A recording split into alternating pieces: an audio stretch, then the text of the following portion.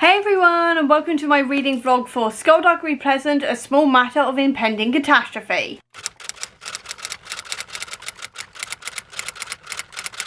This is the latest book in the Skulduggery Pleasant series, and before I go any further, can we just appreciate the pink sprayed edges here because they are absolutely stunning. And this book is actually the book version of the podcast that came out a couple of weeks ago, and I am so excited to be reading this one because while I listen to the podcast and have a basic understanding of what actually happened in it, I am still a little bit confused because I found the podcast a little bit difficult to follow because I find murder mysteries quite difficult to follow. So I'm going to be reading this physically today. I have a basic idea of what goes on, but I'm still very confused as to who everybody is, what the clues were and everything else, and I am hoping the book is going to help me here, and I'm taking you along with me because it's a Skulduggery Pleasant book, and I would not be me if I was not vlogging my reactions as I'm reading Skulduggery. So let's get into this. I've done my usual trick of getting to about page 2 or 3 and I have to comment on the banter between Skulduggery and Valkyrie because it is one of my favourite things to do with this book series. And in this one specifically, they're having a little bit of an argument because Skulduggery is going like, oh, we don't know if you've done anything to the people that they've basically broken into the house to and things like this.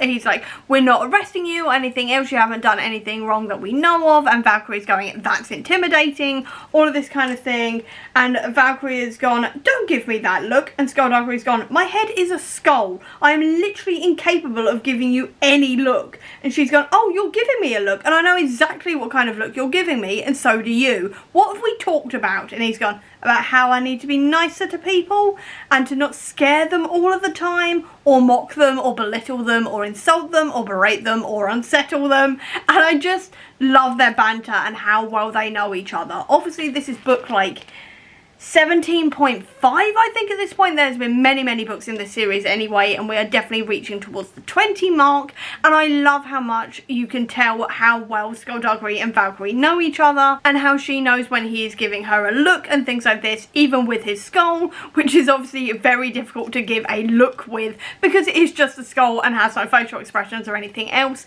But I love how well she knows him and how they know each other and everything else, and I just love their banter. I know I comment on it every single time, but I do genuinely love the banter between these two in all of these books. I've just got to Osvaldo's introduction, and what I should say about Osvaldo is that he is blind and has low vision, and I just want to quickly point out that in the dedication to this book is dedicated to Jade, who is someone who asked Derek Landy, the author, if he was going to be planning on any characters in this series who didn't have perfect vision, and originally he was like, I'm not entirely sure, and then Jade said that she'd answer any questions he had about what it's like to have low vision and things like this, and so he decided to write Osvaldo.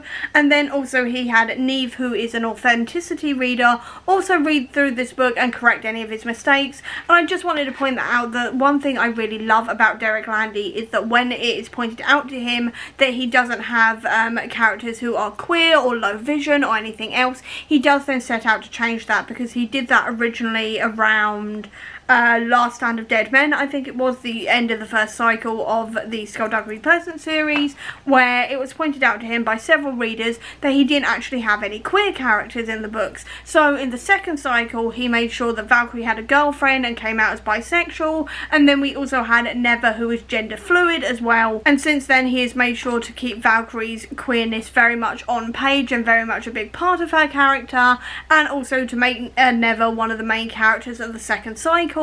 And now it's also been pointed out to him that he didn't have anybody with low vision or disabilities, so he's now added Osvaldo into this book as well. And I really appreciate that when authors are do have things pointed out to them, like, hey, you're not including like this type of marginalized identity in here, and then they set out to actually change that, and they do their research, they get authenticity readers in and things like this to make sure that it's as accurate as possible. And I just really like that. As I'm reading this, parts of the audiobook are starting to come back to me, so it's saying that like, obviously Osvaldo's got this Echo Stone and he's imprinted his personality on it, and it's called Exposition, and they're saying, why don't you sound like Osvaldo? And Exposition has got like Osvaldo, sorry, has said that he thinks that Exposition changed his voice at some stage around the 1960s, and if I remember rightly, that is when they originally went down to where, like,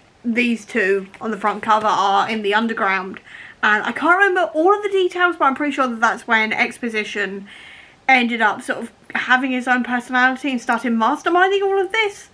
I know Exposition is the problem here and he's the one who caused all of this, but a lot of it didn't quite click in, so it's fun reading this now and going, oh wait, that's a clue, and being not entirely sure how it all comes together at the end. It's a weird feeling, but it's definitely working a lot better for me as a physical book, because I can actually physically read the words and process them and sometimes go, wait, what? And go back again a lot easier than I can during the podcast. Not to say that I don't enjoy the podcast, I definitely do. I love the podcast.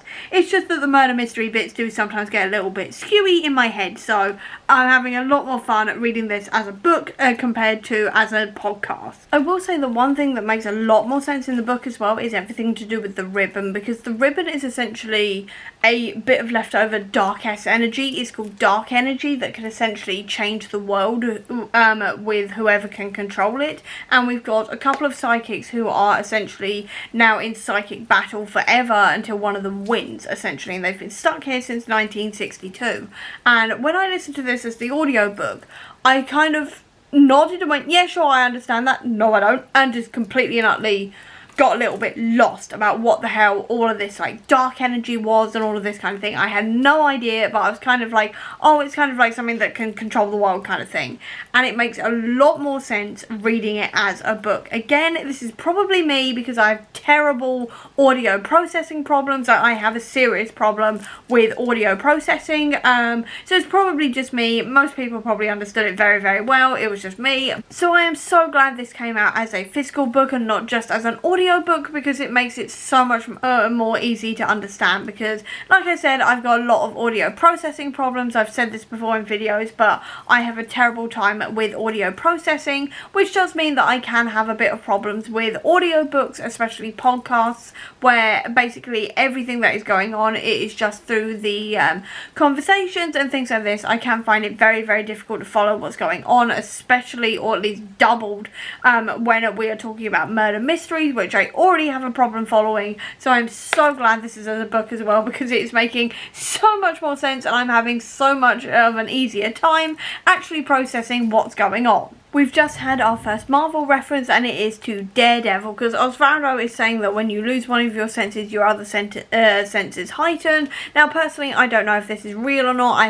I have heard some stories of this happening. I've also heard some stories of this not happening, so I cannot comment on as to how accurate that is, but I do love that there was a comparison to Daredevil and them all going, no, you're not going to become Daredevil, you know. Daredevil is a fictional character, but I've been waiting this whole time for a Marvel reference, and it has happened on page 75, so I'm about this way through, so I'm nearly halfway through, and there has been a Marvel reference like there always is in Derek Landy's books. For context, Derek Landy is also a Marvel writer. He has written Falcon and the Winter Soldier, cut off one head. He's also done Doctor Strange of Asgard, and he's about to continue on with the Doctor Strange run. He's also done some Avengers. He's also done some stuff with the Infinity Stones, as well as the Black Order, things like this. So he has covered a fair few Marvel characters. He hasn't written Daredevil yet. I really hope he does one day. But yes, I was waiting for the Marvel reference, and it happened, and I am so happy it did, because obviously I'm a massive Marvel fan. Thinking about it, I am literally wearing my Daredevil, I'm a really good lawyer shirt right now, so that was a bit of a coincidence. I genuinely just put the shirt on randomly this morning because it was at the top of the pile that was ironed, so nice little coincidence there. But I do love a Marvel reference in a Derek Landy book. He sprinkles them throughout all of the books, and it always makes me so happy when he puts one in. One thing I love about this is the, like, how everyone treats Exposition, because the whole way through this, they treat Exposition like he is essentially an annoyance, because he keeps on interrupting with knowledge and things like this that they already know. He's, like, being very passive-aggressive and things like this, and obviously he is part of the reason the killings is happening. And I think part of the reason why they, like, part of the reason why he's doing what he's doing is because they treat him that way, if I remember rightly. Again, I can't quite remember the reasoning behind it. Again, terrible audio processing. But I do really like this sort of like hint the whole way through as to how they treat him and things like this, so you kind of get an idea like throughout here that he's not seen as human or part of the group or anything else, or sort of anyone important, to be perfectly honest with you, which kind of then leads into maybe why he's done what he's done, and I do really like that. What I will say though is that Osvaldo is very annoying, and I do mean infuriating. He is very, very, very annoying. He is very self-assured in all of his very, very wrong opinions. He doesn't go to the doctor. He sees a butcher instead because he thinks they're better than doctors, or at least this guy is better than normal doctors. He's, like I said, I think I've said before, but he doesn't believe that 1993 happened and things like this, and he is very much a very annoying character. And I won't lie, for most of this book I was hoping he was going to get killed off because he is so annoying. Unfortunately that didn't happen, but never mind. I do find him very annoying, I will say, but that is kind of the point of his character, so I'm not particularly bothered about it that much, further than to just sort of go, oh for God's sake, shut up, at points when he's going on one of his tirades about whatever he's convinced he knows more about at the moment. But I do really enjoy this one, but I have to say Osvaldo is very annoying, just as a character. He's just a very annoying character, to be perfectly honest with you, and it's slightly annoying to read about, but at the same time it works well for his character, so I'm not particularly bothered about it in a way, if that made any sense whatsoever. I don't think it did. What I'm trying to say is that Osvaldo is a very annoying character, but it works within the story, so I'm not particularly bothered by it. That's what I meant. Hopefully that made sense that time. I apologise, I haven't had much sleep, but anyway, that is my current thoughts. The phone conversation between Skulduggery and Amiable, who is a psychic who can essentially see the future, and she has seen what this conversation is going to be, really reminds me of Blink, you know, that episode of Doctor Who where they're, you've got the Doctor is having the conversation with Sally Sparrow via the DVD, because in this Skulduggery and Amiable are actually completing each other's sentences and are basically sort of like talking like side by side with each other in a lot of ways, kind of actually like the Planet Midnight as well, with the creature that keeps on repeating. It's very much like that, and very much like that episode of Blink with the Weeping Angels with the Doctor and Sally Sparrow, and I love that it's just reminding me of that, because again, like I said before, Derek Landy does put a lot of pop culture references throughout his books. He's got a lot of Doctor Who references, a lot of Marvel references, a few to The Princess Bride, things like this, and I love it when he does these things and kind of references it very, very subtly and things like this. So if you're not someone who has watched that piece of media and you do not get the reference, you can still completely understand it and still sort of carry on, and you just won't notice that it's a reference. But if you do get the reference, you go, ah, reference. And I love that about these books so much. And I think I say this every single time I make one of these vlogs, but genuinely I do love all of the pop culture references throughout here, because I am obviously someone who watches a lot of film and a lot of TV, and I love picking up these references. It is so much fun, and I definitely think this is one of my favourites so far, because it's not a in-your-face reference, but it's still definitely a reference to Midnight and also Blink. It's the next day and I'm still reading this, and I'm actually wearing my Skulduggery shirt now. You can't see it. There we go, you can kind of see it there. I'm wearing dungarees, which was not the best idea when you're wearing a Skulduggery shirt for a Skulduggery vlog. But anyway, I am carrying on reading this today, and we've just got to the bit where they've gone to Carwyn Tenure, and they've realised that essentially he has staged his crime scene and things like this, because it doesn't look right, and it looks definitely like he's knocked things over and broken things and things like this to make it look like he's been attacked. And then Carwyn has just drawn a gun on them, and he's like, don't move, either of you. You might be tough and you might be scary, but how long do you think you'll last without a head? And Skulduggery's like, I think personally I would be relatively okay without a head, but I imagine Valkyrie would suffer. And Valkyrie goes, there would be some disadvantages. And Skulduggery says, you'd be shorter. And Valkyrie goes, that would not be the main one, actually. And I love how even when they're in these mortal danger situations, they just carry on bantering and things like this. It just works so well. And it also kind of shows as well just how used to being in danger they are, and how like well they know themselves, in the sense that they know that even when they are in these situations and they have guns drawn on them and things like this, they know basically they're going to get out because they've been through so much worse over the years, and they know how capable they are. And I just really love that. I just love all the banter in here. I always say it whenever I'm reading these books, but I do genuinely love the banter throughout these books, and like just how even when they're in the middle of danger, Skulduggery and Valkyrie just kind of end up laughing in the face of it most of the time. It just brings a smile to my face and just makes it's just what makes these books for me, I think, as well, is that banter, that laughter and things like this. It just makes these books for me completely. I'm now also at the showdown between Skulduggery and Amiable, and I will say that this reads a lot better as well in the physical book form compared to the audiobook, because the audiobook is entirely sound effects and also speech, so you don't really get an explanation as exactly where everybody is, what exactly they're doing and things like this. Obviously you hear like the bullets flying and then Skulduggery saying, I'm assuming you've only got one left and things like this, but I think it works a lot better as a physical book for me personally, just because I find that easier to read and I actually know what's going on, because I found with the audiobook quite a lot of the time when the fight scenes are going on, I was getting a little bit lost as to where everybody was, what was actually going on, things like this, and it just works a lot better for me personally with it actually being written down with the descriptions of where everybody is and everything else. So just wanted to point that out as well. I do I do want to make it clear, I do love the audiobook versions as well. I think the podcasts are absolutely brilliant and I do really enjoy listening to them. It's just that my audio processing, as I keep on saying, is absolutely awful, and when it is literally just voices talking and sound effects, I can sometimes get a little bit lost, whereas with this, it is actually written down and I know exactly what's going on and where everybody is, and I just find that easier to process. I love that we got another shovel reference as well, so when they're doing the Battle of Wits, which was very Princess Bride actually thinking about it, in a way, Valkyrie's like going around the outside and is getting over to Amiable, and then when she punches Amiable in the face she goes, shovel, which is obviously the thing that Valkyrie says, and people are like, did you actually shout shovel? And she goes, it's my catchphrase, and I just love that. I genuinely love that.